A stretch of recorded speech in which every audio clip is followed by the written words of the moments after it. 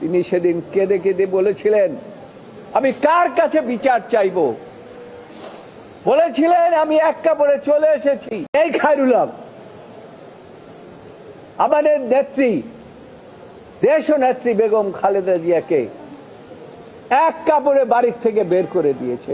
এমন ভাবে বিচার করতে হবে যে জনতা আর তার সেই বিচার দেখতে পায়। অথচ তার একটা জাজমেন্টের মধ্যে ছিল যে কোনো বিচারপতি রিটায়ারমেন্টের পরে কোনো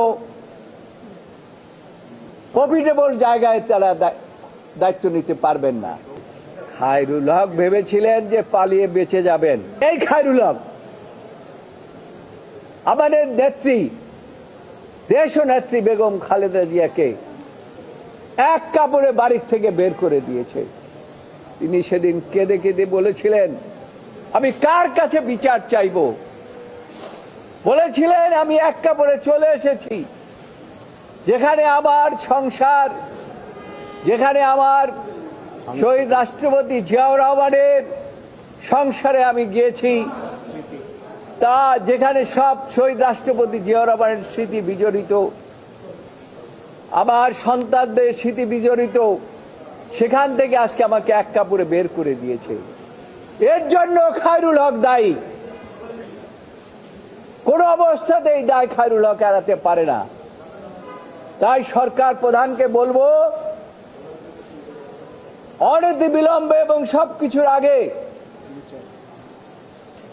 খায়রুল হকের বিচার এমন ভাবে করবেন যে জনতা বুঝতে পারে এই দেশের মধ্যে অবিচার করলে, একটা বিচার বিভাগকে ধ্বংস করলে কি হয়।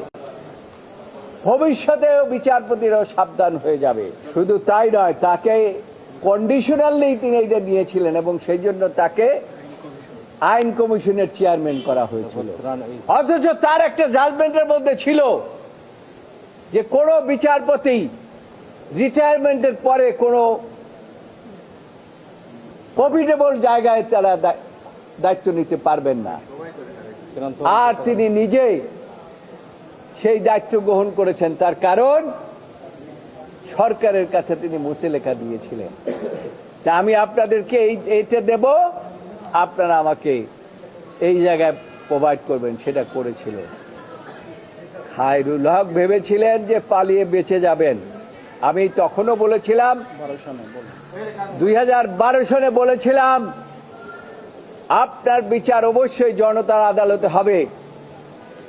আমি আশা রাখি এই সরকার এমন ভাবে বিচার করবেন, দৃষ্টান্তমূলক বিচার করবেন, যাতে মানুষ মনে করে এই আদালতে বিচার হচ্ছে সেটা জনগণের আদালত এবং জনতার আদালত। তাহলে পরে আমরা খুশি হব। আমি নিজে যেহেতু বলেছিলাম যে আপনার বিচার জনতার আদালতে হবে, এবং সেদিন আপনারা সাংবাদিকরাও সেটা প্রচার করেছিলেন, সেজন্য আমি মনে করি আপনাদেরও একটা কৃতিত্ব আছে সেখানে। সেই কৃতিত্বের ভাগীদার আমরাই শুধু নয়, আপনারাও সেই কৃতিত্বের ভাগীদার। আশা করি এই নিউজগুলো সঠিকভাবে জাতির কাছে তুলে ধরে আপনারা আপনাদের দায়িত্ব যথাযথভাবে পালন করবেন।